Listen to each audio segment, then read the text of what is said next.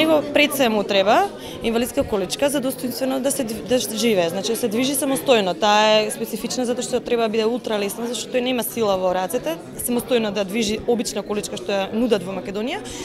Па таа е специфична и јас морав сама да ја набавам од Шведска од специализирана фирма. Таа чинеше 2000 евра. Второ што е од исклучително значење за неговиот здрав живот е вертикализаторот, справа за исправување, која што спречува намачување на внатрешни органи кои што може да доведат до инфекции, не да е Боже и до смрт.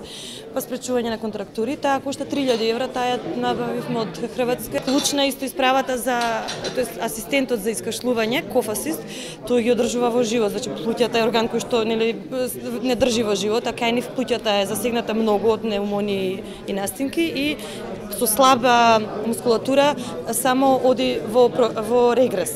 И тоа е уствари најголемата опасност. Пневмонијата предизвикува смрт кај овој пациент.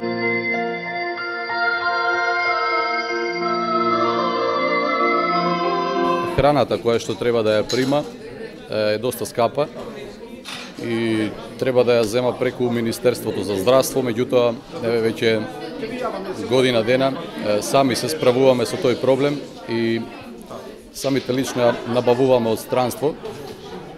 Сега за сега некако успеваме да се снајдеме, меѓутоа не знам до кога вака ќе успееме да ја набавуваме храната. Па месечно 500 до 600 евра, во зависност од возраста на детето.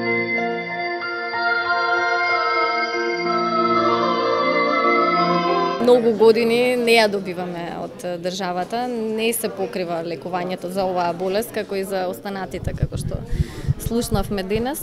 Меѓутоа, јас како родител имав акции за собирање средства, потоа имав поддршка од организацијата во која што работам и се снаоѓам, затоа што најважно ми е моето дете да живее колку толку нормален живот и да може да екзистираме. Баравме рефундација пред 4-5 години, бевме одбиени по сите нивоа, и од фондот и од комисијата тамо и до управен суд поднесувавме жалби, меѓутоа за жал сите одговори беа негативни.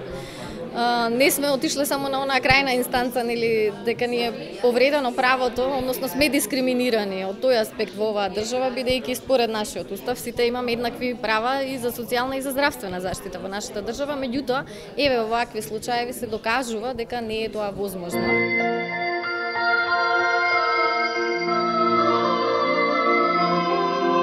Оваа година од страна на Министерството само што слушнавме добрите вест дека едно девојца Согоше ќе селекција на товар на Министерството со интервентен увоз на лекови, затоа што не е потребно веднаш да се лечи, затоа што слезината е толку голема што ќе мора да ја извадат, а ако ја извадат, во тој случај би било покомплицирано закрепнувањето на девојцето, така да тоа ќе биде почеток во оваа година.